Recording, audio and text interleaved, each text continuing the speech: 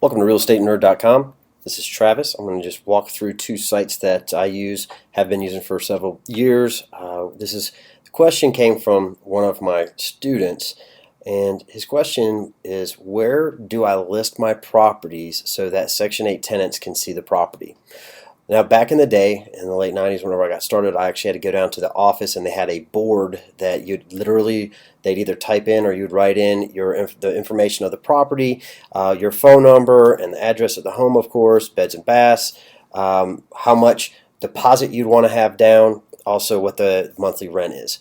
They've made it much easier these days. Everything's pretty much online. List your property for free. So what I want everybody to go to is gosection8.com. And if you're a tenant, you can do find rentals, and I'll show that to you real quick. The tenant would actually pick the state that they want to rent in and go from there. What I want you to see is where we actually list our properties. Now, gosection8.com has two different ways that you can list properties. They have the free way. They also have a paid membership way.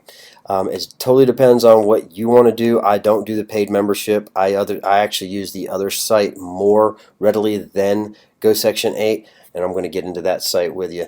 But they do have a free section that you can actually fill out all the information and so that the tenants can find you. So all you need to do is just go to gosection8.com, place your property on there. At that point, tenants can start calling or contacting you.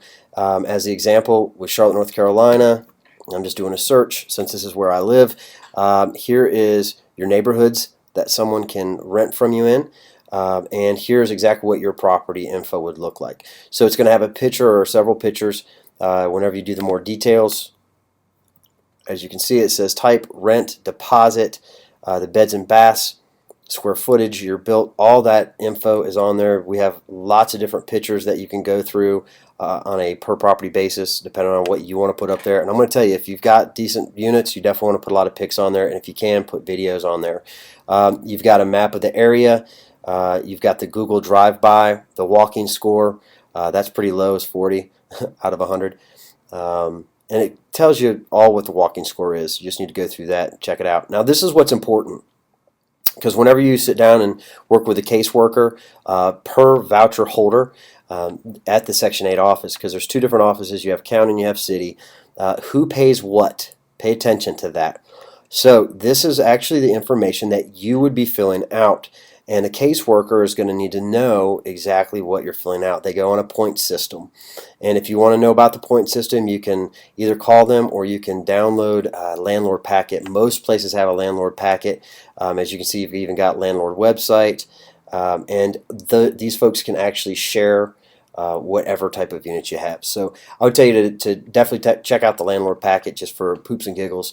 I think that it will definitely teach you a lot, and it will show you how these folks are just like any Joe off the street. You need to do the background check, you need to do the credit check. It's very important that you do these same things that you would normally do to any tenant off of the street. The only thing that Section 8 is doing is they're paying you per month that certain amount. It's a guarantee for that time. However, if your tenant does something and gets kicked off the program, you're the one that has to evict. Section 8, the government housing, does not evict. You'd actually have to go to the courthouse. You'd have to do all the eviction process. So that's gosection8.com, and I would tell you to just go up here and go through each one of these tabs, see what it's all about. There's a ton of resources, as you can see, that each one of you can check out. This is the one that I use mostly, is socialserve.com, and what I'll do is I'll go from the beginning.